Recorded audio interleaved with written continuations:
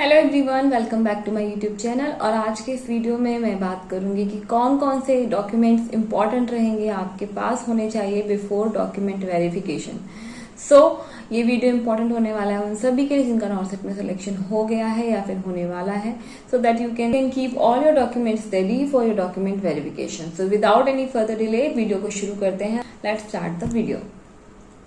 सो यहाँ पे आप देख सकते हो ये नोटिफिकेशन है नॉर्सेट 2022 के बाद का, और इसमें नोटिफिकेशन में क्लियरली दे रखा है कि जो डॉक्यूमेंट वेरिफिकेशन के टाइम पे कौन कौन से आपको ओरिजिनल डॉक्यूमेंट्स लाने हैं।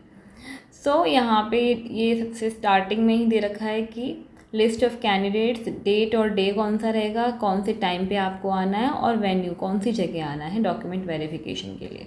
इम्पॉर्टेंट नोटिस इन्होंने ये दिया है कि जितने भी शॉर्ट लिस्टेड कैंडिडेट्स हैं उनका, जिनका हम डॉक्यूमेंट वेरिफिकेशन कर रहे हैं, ठीक है, वो सारे एलिजिबिलिटी क्राइटेरिया फुलफिल होना चाहिए उन लोगों का जिनका डॉक्यूमेंट वेरिफिकेशन हो रहा है। शॉर्ट लिस्टेड कैंडिडेट्स का डॉक्यूमेंट वेरिफिकेशन हम यहाँ कर रहे हैं, और यहाँ जो एलिजिबिलिटी क्राइटेरिया है वो फुलफिल होना चाहिए, जैसे age, category, essential qualification, experience, ये सब चीज़ें जो हैं, रूल्स और रेगुलेशन जो हैं एम्स के, उसके अकॉर्डिंग यहाँ पे पूरी होनी चाहिए। Otherwise in case any of the selected candidate if not fulfilling any of the eligibility criteria, अगर इनमें से कोई सा भी क्राइटेरिया फुलफिल नहीं कर रहा होगा तो उस कैंडिडेट का कैंडिडेचर यानी कि उसकी जो सीट है वो कैंसिल कर दी जाएगी विदाउट गिविंग एनी रीज़न, बिना किसी कारण बताए सीधे कैंसिल कर दी जाएगी। और अंतिम जो फैसला है वो एग्जीक्यूटिव डायरेक्टर एम्स भोपाल के जो डायरेक्टर हैं उनके हाथों में रहेगा, है ना। तो ये हो गया इम्पॉर्टेंट नोटिस। अब हम आ जाएंगे सीधे अपने इम्पॉर्टेंट डॉक्यूमेंट्स पे कि कौन कौन से डॉक्यूमेंट्स हमें रेडी रखने हैं। प्लीज़ ब्रिंग एक ओरिजिनल डॉक्यूमेंट लाना है, उसके साथ एक सेट होना चाहिए सेल्फ अटेस्टेड कॉपी का, ठीक है। तो इन डॉक्यूमेंट्स की आपको एक ओरिजिनल और एक सेल्फ अटेस्टेड कॉपी तैयार रखनी है आपको। इसकी पहला आपका हो जाएगा डेट ऑफ बर्थ और क्लास 10th का सर्टिफिकेट। दूसरा हो जाएगा आपका proof of essential educational qualification, है ना। तो आपकी जो डिग्री है ओरिजिनल अगर आ गई है तो अच्छी बात है, बाकी अगर आपके पास प्रोविजनल है तो वो भी चल जाएगी। फिर वो कुछ टाइम देते हैं आपको, और उस टाइम के अंदर आपको अपनी ओरिजिनल डिग्री ला के देनी होती है उनको, है ना। तो प्रोविजनल भी चल जाती है। तो डिग्री हो गया आपका, डिप्लोमा हो गया, along with proof of date of result declaration. आपका रिज़ल्ट कब आया था उसका फ़ोटो कॉपी या फिर वो मार्कशीट्स ला सकते हो, अपनी मार्कशीट्स लानी है। इशू ऑफ सर्टिफिकेट कब इशू हुआ था ये सबका प्रूफ भी लाना है।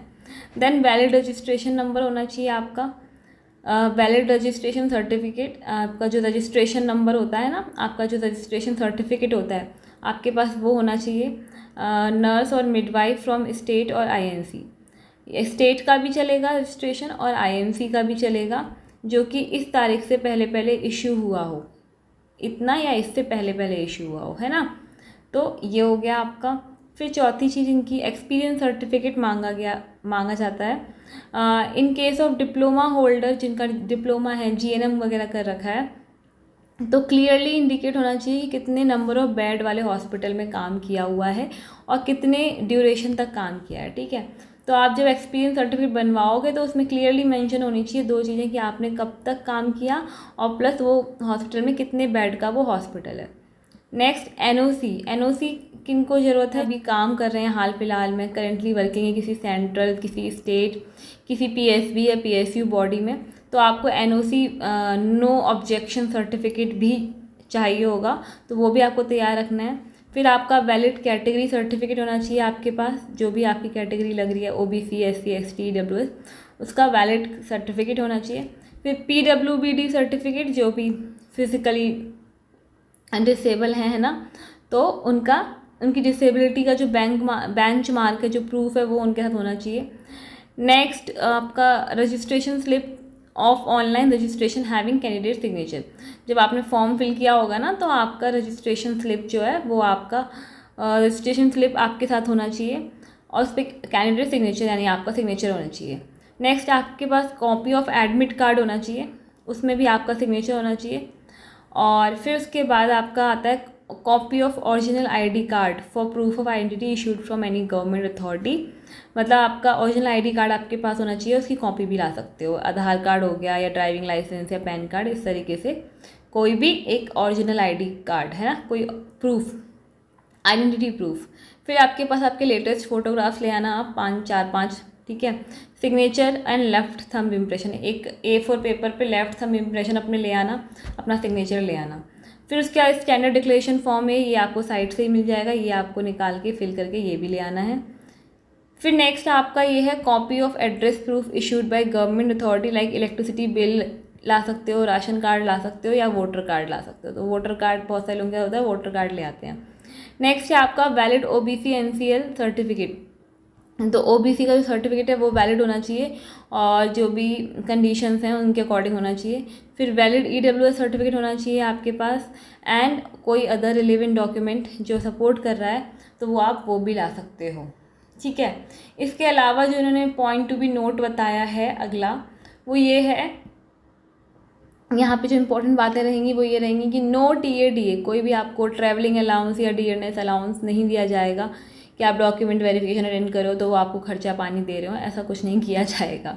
नेक्स्ट पॉइंट है डॉक्यूमेंट वेरिफिकेशन में also continue on the next working day. आप एक दिन की टिकट करा के मत आना, हो सकता है 2 दिन लग जाएँ डॉक्यूमेंट वेरिफिकेशन में, है ना, तो नेक्स्ट वर्किंग डे तक भी कंटिन्यू रह सकता है अगर एक दिन में पूरा नहीं हुआ।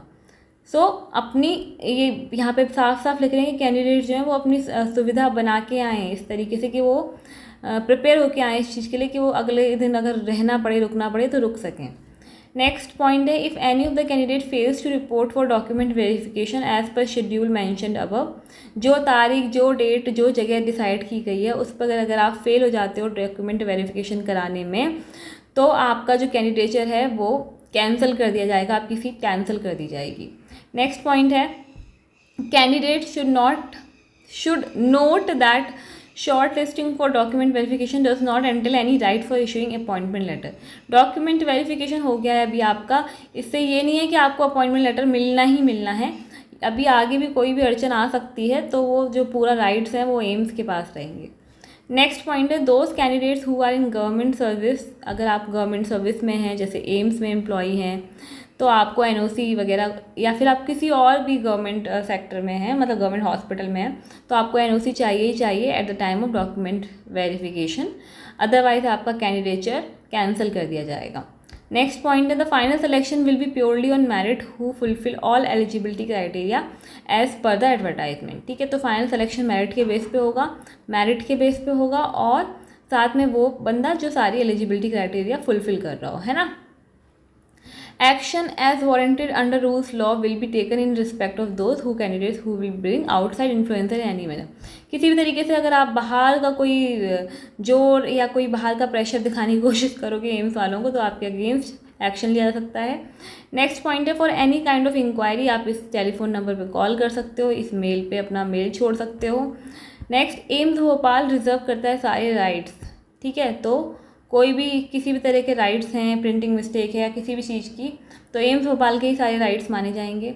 Next please visit institute website, ये वेबसाइट है, इसको आप विजिट करते रहिए टाइम टू टाइम, जिस पे आपके इंपॉर्टेंट नोटिफिकेशन आते रहेंगे। तो अब आप समझ गए होंगे, एक मोटा मोटा आइडिया आपको मिल गया होगा कौन कौन से डॉक्यूमेंट्स हैं जो आपको रेडी रखने हैं। डॉक्यूमेंट्स वगैरह सब रेडी रख लीजिएगा अच्छे से, है ना। और कहीं भी कोई दिक्कत आ रही है और कोई डाउट आ रहा है तो आप पूछ सकते हो कमेंट बॉक्स में। एंड वीडियो पसंद आया तो वीडियो को लाइक कर सकते हैं, चैनल को सब्सक्राइब कर सकते हैं। Thank you and have a good day.